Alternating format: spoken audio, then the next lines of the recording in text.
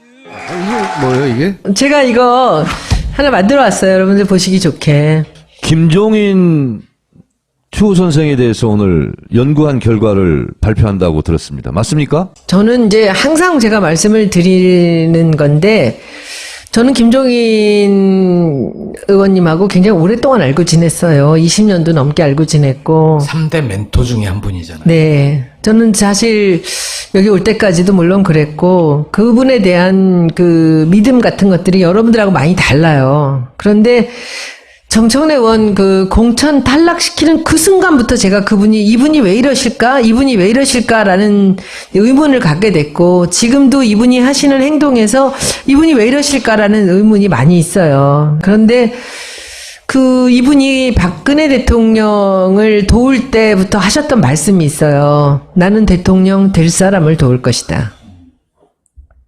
근데 그 얘기는 나쁜 쪽으로만 들을 수 없는 것이, 이제 연세가 많으시고 그러니까 내가 준비했던 이 경제 민주화나 그리고 통일 이후의 한국의 경제 이런 부분들을 연구를 많이 하셨는데, 그것들을 써야 되는데, 이 나라를 경영하는데 써야 되는데 대통령을 도우면 그 대통령이 나한테 그 일을 시키지 않겠는가 라는 생각을 하신 거죠. 그게 얼마나 바보 같은 생각입니까? 근데 노무현 대통령 때도 필요할 때는 와서 도와달라고 그래서 뭐 만들어드리고 이렇게 했는데, 되고 나서는 다 등을 돌리더라. 근데 그때 제가 김종인 박사님한테 그 얘기를 들을 때는 그 사람들이 나쁘구나 라고 생각을 했는데, 이제 박근혜 대통령까지도 돌렸을 때만 해도 이분이 많은 그 선거에서 도움을 드렸는데 이렇게 등을 돌리는구나 했었는데, 제가 들어와서 문 대표님한테서 이 당권을 넘겨드리고, 그리고는 이제 총선을 준비하는 과정에서 그때 딱 의심을 하기 시작한 거예요. 이분이 왜 이러실까? 라고 했었는데, 그 뒤에 이제 우리가 오늘 이제 계속 드리는 말씀은 뭐냐 하면은, 대통령이 될 사람을 도우면 문재인을 도와야죠. 그쵸? 그런데 왜 이분이 문재인은 계속 이제 공격하고, 그리고 다른 사람들, 문재인보다 반도 안 되는 지지율에 다른 사람들한테 자꾸 관심을 주실까? 그것도 계속 바뀌어요. 관심 있는 사람. 이거 바뀌는 게 오늘의 이제 얘기입니다. 다 돌아다녔어. 이게 지금, 거기서 이게 6월 17일 날 단식 중단됐을 때, 이제 그때부터 시작입니다. 작년에 이재명 성남시장이 단식을 했던 적이 있죠. 그렇죠? 예산 문제 관련해서. 때문에. 네. 그래서 저희가 단식 중에 파파이스 가서 방문을 한 적도 있어요. 근데 그때 단식을 중단하면서 이재명 시장이 뭐라고 그랬냐면, 김종인 대표가 저를 살려주셨다. 왜냐면 이분이 나가셨어요. 그래서 이제 그만해라. 내가 너 얘기하는 거를 충분히 우리가 들어줄게. 당시 비대위원장이었던 김종인 대표가 광화문에 가가지고 이제 그만하라고 했죠. 그랬더니 이제 이런 멘트를 친 거예요. 나를 살려주셨다. 네. 예. 그 다음에 8월 15일 날 이 사이에 몇 번 만나셨겠죠. 예. 그 덕혜옹주를 같이 관람을 합니다. 덕혜공주 영화를 같이 관람했을 때고. 거기서 다시 멘트가 나와요. 이재명 시장은 시기적절하게 리스크 테이킹을 잘한다. 예. 그리고 나서 12월 6일 날 탈당. 이때가 이제 이재명 시장이 지지율이 가파르게 올라갈 때예요. 예. 그러니까 탈당을 권유했다라는 이제 기사가 나오고 사실이 아니다 이런 얘기들이 나오면서 앞으로 더 약진할 가능성이 있다. 개별 대선 후보로 나와도 충분히 승산이 있다. 이때 막 이재명 시장이 탈당할지도 모른다는 소문이 기자들 사이에서 막 돌았어요. 개별 대선 후보로 나와도 승산이 있다는 말은 탈당이죠. 예, 무소속이나. 근데 여기서 여러분들이 진짜 여기서 조심해서 보셔야 될 거는, 김종인 대표의 지금 포텐셜 파워가 남아있는 게 뭐냐면은, 밖에서 다른 당들을 다 모을 수 있다는 거죠. 바른정당의 국민의당을 모을 수 있다는 거죠. 근데 모으려는데 단 하나가 부족한 거예요. 대선 후보가 없는 거야. 지지율이 제대로 된 20% 넘어야지 뭘 한번 해보겠는데, 빅텐트라고 말하는 것들이 있지만 이거는 빅텐트하고도 조금 다른 게, 문재인만 빼고 다 모이겠다는 거예요. 자기가 판을 깔아서 자기가 만들겠다는 거죠. 그런데 한마디로. 그 판을 사실은 이분이 가면 바른정당하고 국민의당은 모을 수가 있는 거죠. 그러면 우리 당에서도 한 20명은 따라 나간다는 거죠. 자기 생각에는. 예. 20명, 30명, 30명 하면은 여기서 우리 당만큼의 사람이 되는 거예요. 그 소위 이제 비문, 민주당이 아까 잠깐 얘기했던 민주당의 비문, 바른정당, 국민의당, 그쵸. 본인이 대선 후보 하나, 유력한 대선 후보 하나 나가서 만들 수 있을 것이다 판을 이런 생각을 계속 하는 것 같아요. 그렇죠. 예. 그러니까 여기서 그 이 개별 대선 후보라는 거는 이재명 너 여차하면 이대로 계속 지지율 오르면 잘해봐. 그리고 탈당하면 내가 나가서 너 대통령 후보 만들어줄게라고 할 수 있는 거죠. 그럴 때 이제 이재명 시장이 화답을 했어요. 그렇지. 나는 탈당 안 한다. 지면 승복할 거다. 똑깍 돼버렸어 여기서. 근데 이제 그게 중요한 게 12월 6일 있고 12월 21일 있잖아요. 네. 그 사이에 무슨 일이 벌어졌을까요? 지지율이 떨어지기 시작했어요. 그러면은 이 그리고 양반은 탄핵도 그렇지. 있었네요. 탄핵 인용 이후에 이재명 지지율이 이제 떨어지기 시작했죠. 떨어졌어요. 상승세가 꺾이니까 이때만 하더라도 그래도 여전히 2등이었어요. 예. 네. 그런데 또 꺾이니까 이제 이분이 보는 건 뭐냐면 지지율이 계속 올라가야지 꺾이면 그거는 소용이 없는 거지. 그리고 이제 그 다음에 조용해지면서 다음 거 보십시오. 그리고 이제 여기서 1월 3일 날 이 반기문 안정감 주는 지도자로 이제 거론을 해요. 근데 사실은 제 느낌에는 김종인 박사는 반기문을 썩 좋아하지 않아요. 하지만 갈아탈 수 그렇지만 있는 갈아탈 수 있는 여지를 남겨놓고 있어야 되는 거죠. 왜냐하면 지지율이 오르고 있기 때문에. 네. 그런데 이제 왔어요. 1월 13일 날. 만날 용의가 있다. 그리고 만나고서 만났다 안 만났다 막 만났다. 이랬죠. 근데 이 양반이 이렇게 비밀리 회동을 하고는 안 만났다고 하는 거를 몇 번 했어요. 믿을 만한 사람이 못 되는군요. 아니 그러니까 아직은 숨겨놓고 싶은 거죠. 왜냐하면 이 지지율이 어디까지 올라갈지를 봐야 되기 때문에. 그죠? 그랬었는데 그 다음에 1월 30일 날 여기서는 이제 지지율이 떨어졌어요. 자신이 주인공이라는 생각을 버리지 않으면 도와줄 수가 없다. 이거 신문에 나온 멘트들이에요. 이러고 나서 바로 2월 1일 날 그냥 그 지지율 때문에 이분도. 예. 세 번째 후보. 아, 이제 또 안희정이 나오는군요. 여기서 지금 이제 1월 31일 날 박기분이 탈당하기 전날 바로 이런 기사가 나와요. 시간이 이제 딱 이어지네요. 네, 네. 12월 달에 눈여겨다 버리고. 사랑을 움직이는 거거든.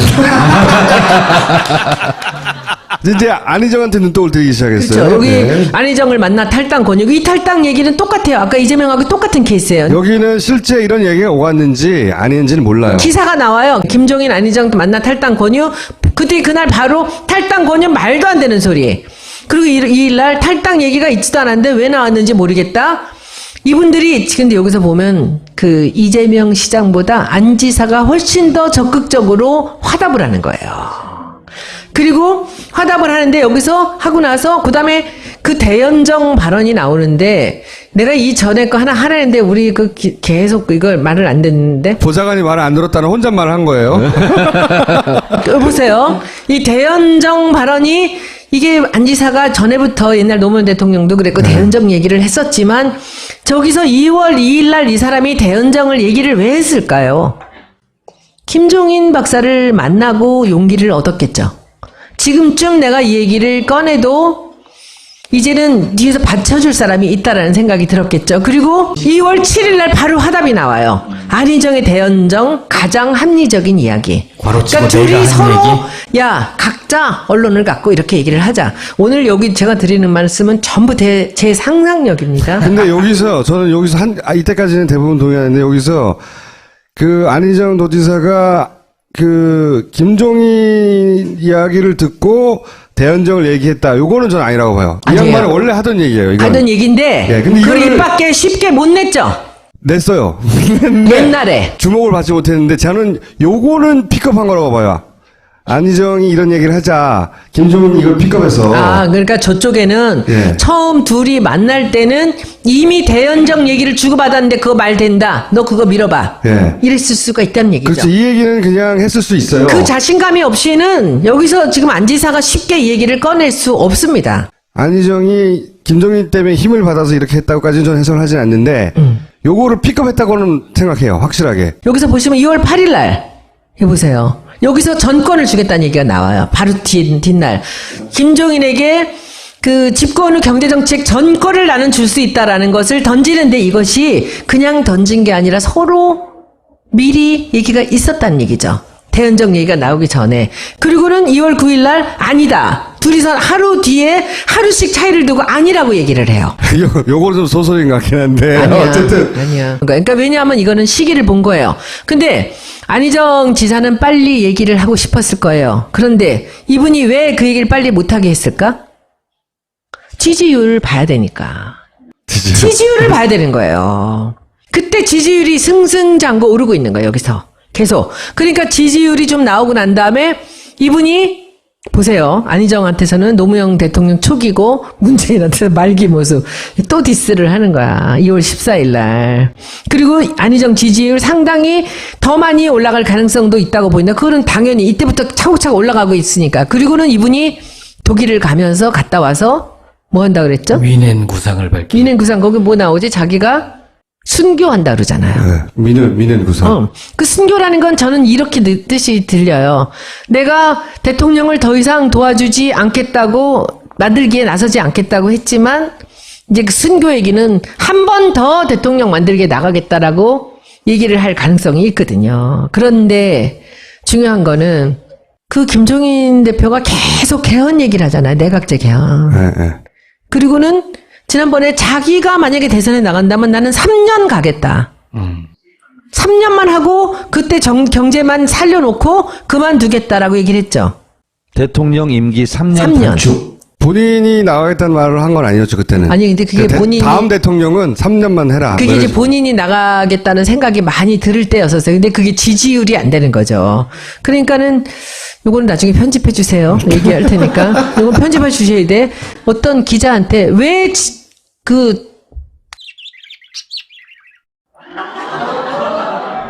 요거는 살려야 되겠다고.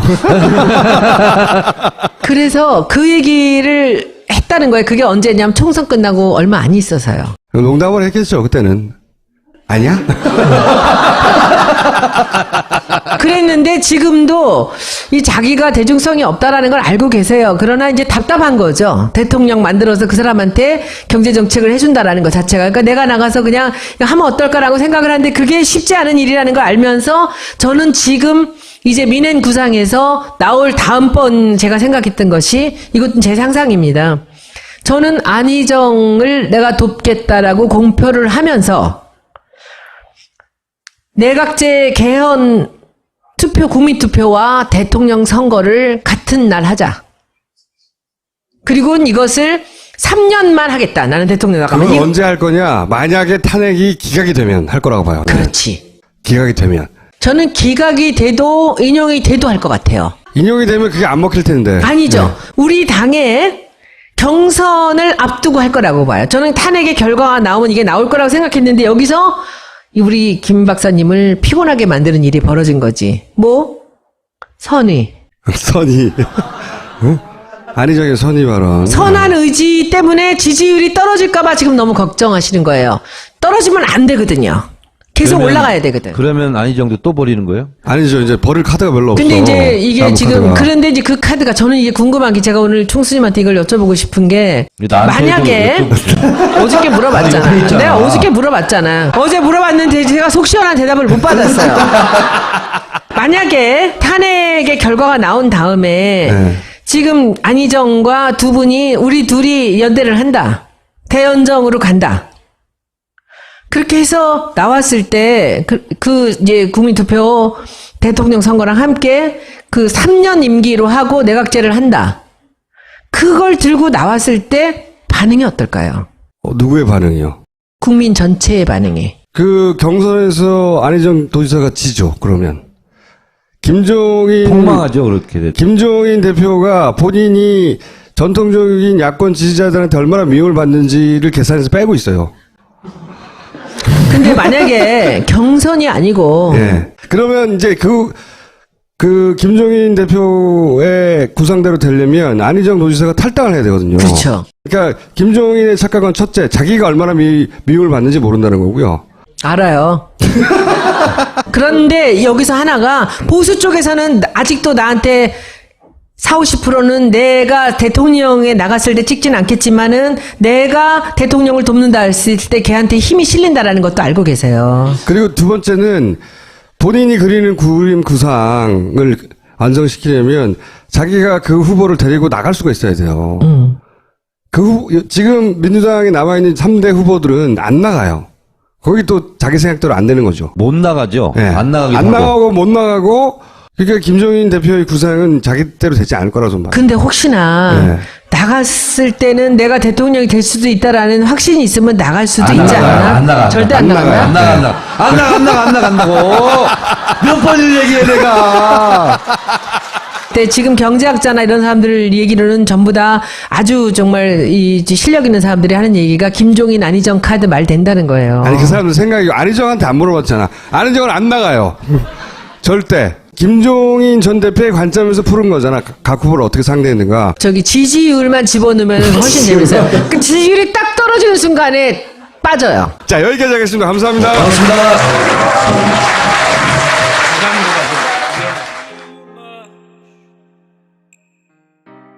이 적절하게 리스크 테이킹을 잘한다. 네.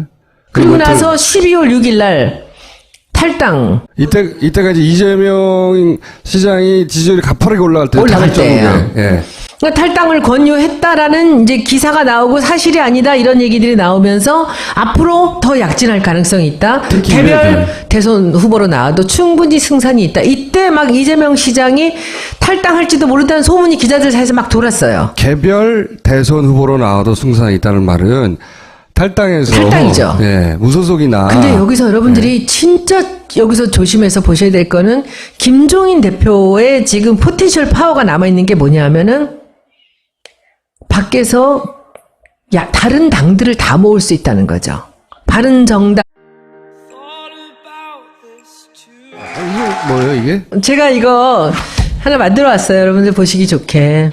김종인 추 선생에 대해서 오늘 연구한 결과를 발표한다고 들었습니다. 맞습니까? 저는 이제 항상 제가 말씀을 드리는 건데 저는 김종인 의원님하고 굉장히 오랫동안 알고 지냈어요. 20년도 넘게 알고 지냈고. 3대 멘토 중에 한 분이잖아요. 네. 저는 사실 여기 올 때까지도 물론 그랬고 그분에 대한 그 믿음 같은 것들이 여러분들하고 많이 달라요. 그런데 정청래 의원 그 공천 탈락시키는 그 순간부터 제가 이분이 왜 이러실까라는 의문을 갖게 됐고 지금도 이분이 하시는 행동에서 이분이 왜 이러실까라는 의문이라고 생각을 했는데 이제 박근혜 대통령까지도 돌렸을 때만 해도 야 이분이 많은 그 선거에서 도움을 드렸는데 이렇게 등을 돌리는구나 했었는데 제가 들어와서 문 대표님한테서 이 당권을 넘겨드리고, 그리고는 이제 총선을 준비하는 과정에서 그때 딱 의심을 하기 시작한 거예요. 이분이 왜 이러실까? 라고 했었는데, 그 뒤에, 이제 우리가 오늘 이제 계속 드리는 말씀은 뭐냐 하면은, 대통령이 될 사람을 도우면 문재인을 도와야죠. 그쵸? 그런데 왜 이분이, 문재인은 계속 이제 공격하고 그리고 다른 사람들 문재인보다 반도 안 되는 지지율에 다른 사람들한테 자꾸 관심을 주실까? 그것도 계속 바뀌어요. 관심 있는 사람. 이거 바뀌는 게 오늘의 이제 얘기입니다. 분이 많이 있어요. 그런데 이분이 박근혜 대통령을 도울 때부터 하셨던 말씀이 있어요. 나는 대통령 될 사람을 도울 것이다. 근데 그 얘기는 나쁜 쪽으로만 들을 수 없는 것이 이제 연세가 많으시고 그러니까 내가 준비했던 이 경제 민주화나 그리고 통일 이후의 한국의 경제 이런 부분들을 연구를 많이 하셨는데 그것들을 써야 되는데 이 나라를 경영하는 데 써야 되는데 대통령을 도우면 그 대통령이 나한테 그 일을 시키지 않겠는가 라는 생각을 하신 거죠. 그게 얼마나 바보 같은 생각입니까? 근데 노무현 대통령 때도 필요할 때는 와서 도와달라고 그래서 뭐 만들어드리고 이렇게 했는데 되고 나서는 다 등을 돌리더라. 근데 그때 제가 김종인 박사님한테 그 얘기를 들을 때는 그 사람들이 나쁘구나. 이게 지금 이게 6월 17일 날 단식 중단됐을 때 이제 그때부터 시작입니다. 작년에 이재명 성남시장이 단식을 했던 적이 있죠. 그렇죠? 예산 문제 관련해서. 때문에. 예. 그래서 저희가 단식 중에 파파이스 가서 방문을 한 적도 있어요. 근데 그때 단식을 중단하면서 이재명 시장이 뭐라고 그랬냐면 김종인 대표가 저를 살려주셨다. 왜냐면 이분이 나가셨어요. 그래서 야 이제 그만해라. 내가 너 얘기하는 거를 충분히 우리가 들어줄게. 당시 비대위원장이었던 김종인 대표가 광화문에 가가지고 이제 그만하라고 했죠. 그랬더니 이제 이런 멘트를 친 거예요. 나를 살려주셨다. 네. 예. 그 다음에 8월 15일 날 이 사이에 몇 번 만나셨겠죠. 예. 그 덕혜공주를 같이 관람을 합니다. 덕혜공주 영화를 같이 관람했을 때고. 거기서 다시 멘트가 나와요. 이재명 시장은